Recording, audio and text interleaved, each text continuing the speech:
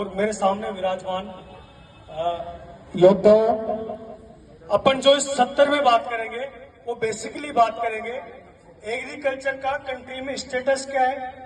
जो बच्चे 10th के बाद में या जो 11th 12th में जो एग्रीकल्चर ले रखे हैं उनके आगे कौन कौन से फ्यूचर है, कौन कौन से एग्जाम होते हैं, आगे और कितनी संभावना है, उन सब के बारे में बहुत ही संक्षिप्त में अपन इसमें बात करेंगे।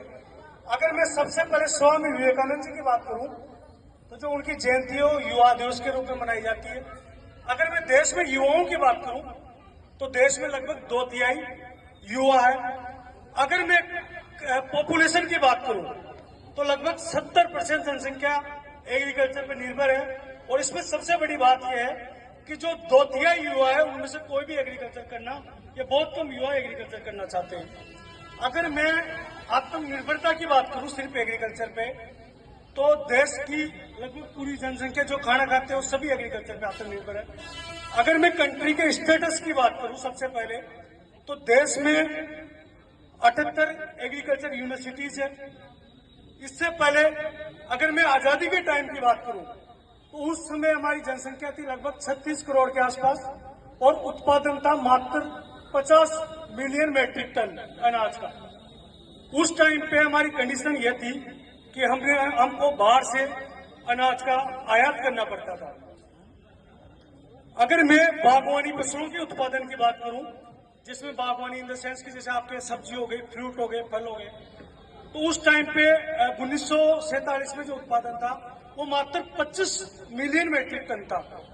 अगर मैं वही बात अगर 2024 के परिप्रेक्ष्य में पढ़ूं तो जो अनाज है वो 50 मिलियन मैट्रिक टन से सीधा बढ़कर 330 मिलियन मैट्रिक टन हमारा उत्पादन हो गया। आज लगभग अगर मैं एक्सपोर्ट की बात करूं सिर्फ अनाज की तो लगभग 4 लाख करोड़ का हमारा देश अनाज एक्सपोर्ट कर रहा है। आपने एक बात सुनी होगी, जब हमारा देश चाइना के साथ युद्ध हो रहा था तो हमारे देश में अनाज की बहुत भयंकर शॉर्टेज आ गई थी। तो उस कंडीशन से लेके आज 4 लाख करोड़ का एक्सपोर्ट करने तक ये सिर्फ और सिर्फ पॉसिबल हुआ है हरित क्रांति की वजह से, जो एक एग्रीकल्चरिस्ट या कृषि वैज्ञानिक जिनको बोलते हैं स्वर्गीय भारत रत्न डॉक्टर अमर स्वामीनाथन जी जिन्होंने की है। अगर मैं बात करूं जब देश में कुछ नहीं था 1947 में, ना कोई मैकेनाइजेशन थी, ना इंडस्ट्री थी, ना कोई संसाधन थे, तब एग्रीकल्चर एकमात्र ऐसा सब्जेक्ट था जिसके ऊपर देश की अर्थव्यवस्था टिकी हुई थी। अगर मैं प्रेजेंट सिनेरियो की बात करूं तो 18% के आसपास जो जीडीपी है उसमें एग्रीकल्चर का योगदान है। तो कुल मिला के बात यह कि 142 करोड़ जनसंख्या जो अभी है 330 अपना मिलियन टन उत्पादन है। आने वाले 2050 में जो जनसंख्या है वो लगभग 172 से 175 करोड़ के आसपास हो जाएगी और लगभग यही उत्पादन अपने को 450 मिलियन मैट्रिक टन होगा। अब यहाँ पे ध्यान देने वाली बात यह है कि जमीन तो बढ़ने से नहीं रही, तो जो जमीन बची हुई है उन्हीं में हाईटेक एग्रीकल्चर या नई नई टेक्नोलॉजीज अपनानी पड़ेगी। तो उन सब चीजों के लिए एक एग्रीकल्चर ग्रेजुएट्स की जरूरत होगी या जो एग्रीकल्चर से जिनकी डिग्री होगी उनकी जरूरत होगी। तो मेरा कहने का मतलब सिर्फ इतना ही है कि जो एग्रीकल्चर है उसका स्कोप कभी खत्म ही नहीं हो सकता जब तक देश अनाज की जरूरत देश को पड़ती रहेगी। अगर मैं बात करूं एग्रीकल्चर की, अभी लगभग देश में 113 इंस्टीट्यूट है जो आईसीआर भारतीय कृषि अनुसंधान परिषद के, लगभग 78 स्टेट एग्रीकल्चर यूनिवर्सिटीज है। अगर मैं बात करूं सेंट्रल एग्रीकल्चर यूनिवर्सिटीज की तो लगभग 3 सेंट्रल एग्रीकल्चर यूनिवर्सिटी है। अगर मैं ओवरऑल अदर सेंट्रल यूनिवर्सिटी की बात करूं तो लगभग 10 ऐसी यूनिवर्सिटी है जिनमें एग्रीकल्चर कोर्स चलता है। अगर मैं डीम्ड यूनिवर्सिटी की बात करूं तो लगभग 8 डीम्ड यूनिवर्सिटी है।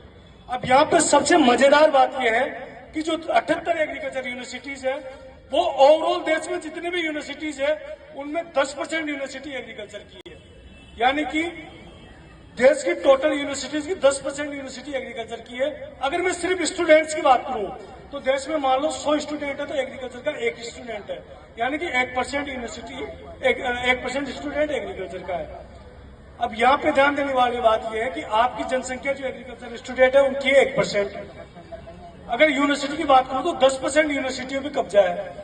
अगर आर्थिक स्थिति जिन परिवारों की जो कृषि पर निर्भर है 70% परिवार जिनकी आर्थिक और सामाजिक स्थिति सीधे एग्रीकल्चर वाले से जुड़ी हुई है। अगर मैं बात करूं खाद्यान्न की, तो लगभग 100% जनसंख्या वो है एग्रीकल्चर पर निर्भर है। अगर मान लो एक समाज में बड़ी विडंबना है कि जिनके परसेंटेज ज्यादा होते हैं, कोई बायोलॉजी लेता है, कोई मैथ लेता है। अगर मान लो आप बायोलॉजी लेते हो तो आप ज्यादा से ज्यादा डॉक्टर बनोगे, कुछ और बनोगे। अगर आपको मैं बात करूं डॉक्टर की जरूरत कब पड़ती है, जब आप बीमार होते हो, और बीमार डेली नहीं होते। अगर मैं ये बात आपको खाने के लिए पूछूं तो खाने की जरूरत आपको जब भी भूख लगेगी, सुबह भी पड़ेगी, शाम को भी पड़ेगी। तो ज्यादा इंपोर्टेंट देश के लिए कौन हुआ? एक इसके लिए बड़ा प्रसिद्ध पहले एक बड़ा दोहा चलता था कि उत्कृष्ट खेती मध्यम बान, निष्कृष्ट नौकरी भीख निदान। यानी कि सबसे उत्तम है जो खेती है, उसके बाद में व्यापार आता है और नौकरी को सबसे लास्ट में रखा गया है। आज अपन जैसे इसका उल्टा कर रहे हैं कि नौकरी को पहले कर रहे हैं। अब मैं यहाँ पे जो 10th में स्टूडेंट है, जो 11th 12th में एग्रीकल्चर है, उनके लिए उनके एग्जाम्स के बारे में 2 मिनट में बताना चाहूंगा। सबसे पहले अगर मैं बात करूं 12th के बाद में, तो 12th में हर साल राजस्थान में लगभग 40,000 जो स्टूडेंट है वो एग्रीकल्चर से पास आउट होते हैं। अगर मैं राजस्थान में यूनिवर्सिटीज की बात करूं तो देश की 78 यूनिवर्सिटियों में 5 यूनिवर्सिटी है एग्रीकल्चर की, और राजस्थान में। अगर मैं कॉलेजेस की बात करूं तो लगभग देश में 70, राजस्थान की बात करूं तो 70 एग्रीकल्चर कॉलेजेस गवर्नमेंट है। अगर मैं उनमें हर साल होने वाले एडमिशन या सीटों की बात करूं तो लगभग 4700 सीटों पे हर साल एडमिशन होता है। तो जो 12th में हर साल लगभग 40,000 स्टूडेंट पास होते हैं, उनमें से जो 4700 स्टूडेंट की छटनी करते हैं, उसके लिए एक एग्जाम होता है जिसको जेट के नाम से बोलते हैं। अगर मैं यही सेम एग्जाम देश के अंदर अलग यूनिवर्सिटियों के लिए बात करूं तो जैसे देश में नीट का होता है बायो में, वैसे ICAR का एग्जाम एग्रीकल्चर सेक्टर में होता है। अगर मैं 11th 12th में अगर बच्चियों की बात करूं तो बच्चियों को 11th और 12th में 15-15 हजार रुपए की स्कॉलरशिप मिलती है। यही अगर मैं बात करूं BSc पे, तो BSc पे यही 25-25 हजार रुपए पर ईयर बच्चियों को मिलेंगे, और MSc में फिर 40,000 रुपए। अगर मैं बात करूं स्टूडेंट्स की, जो छात्र है उनकी, तो उनको 36,000 रुपए पर ईयर मिलते हैं अगर आप ICAR से किसी भी आउट ऑफ राजस्थान की कॉलेज में जाते हो तो। अच्छा, इस पे एक ध्यान देने वाली बात है कि जनरल जितनी भी BSc होती है वो 3 साल की होती है, जबकि एग्रीकल्चर BSc जो है वो 4 साल की होती है। अच्छा, ऐसा क्यों? तो एग्रीकल्चर BSc एक प्रोफेशनल कोर्स है। प्रोफेशनल कोर्स का मतलब आप ऐसे समझो कि जिसमें 3 साल तो आपको कोर्स और क्लास वर्क होता है, और जो लास्ट का 4था साल होता है उसमें आपको कृषि विज्ञान केंद्र यानी कि इंटर्नशिप, और आपको जमीन देते हैं, उसमें आप प्रोजेक्ट करके मॉडल करके खुद उत्पादन करके देखो, इस टाइप से पूरा प्रैक्टिकल वर्क होता है 4th ईयर। अब यहाँ पे ध्यान देने वाली बात है कि जो है प्रोफेशनल कोर्स, उसको चलाने के लिए मान्यता होती है ICAR की। वो मोस्टली गवर्नमेंट कॉलेज या गवर्नमेंट यूनिवर्सिटीज को मिलती है, प्राइवेट यूनिवर्सिटी उनके मापदंड पूरे नहीं करती। तो कुल मिला की बात यह कि जिनके भी 11th 12th में एग्रीकल्चर है, ये जो 10th के बाद में लेना चाहते हैं, उनके दिमाग में सेट क्लियर होना चाहिए कि आपको जेट का एग्जाम के माध्यम से आपका एडमिशन हो सकता है। आप प्राइवेट कॉलेज में एडमिशन लोगे तो आपको उस डिग्री को ICAR की मान्यता नहीं रहेगी और कोई मतलब नहीं रहेगा। अगर मैं बात करूं BSc के बाद के स्कोप की, जो 4 साल की होती है, उसके बाद आप सहायक कृषि अधिकारी, जिसको AAO बोलते हैं, उसका एग्जाम दे सकते हो। एग्रीकल्चर फील्ड ऑफिसर होता है जो अपने किसान खेत पे या जमीन पे जो लोन लेते हैं, KCC कार्ड, वो AFO आप बन सकते हो। उसके अलावा जितनी भी खाद और बीज की कंपनी, जैसे इफको हो गई, क्रीपको हो गई, उन सब में एग्रीकल्चर की वैकेंसी आती है। जो खाद एवं सुरक्षा अधिकारी FSO बोलता है, जो दीपावली के टाइम छापे वगैरह मारते हैं, उन सब वो भी एक एग्रीकल्चर वाले उसमें भी एलिजिबल होते हैं।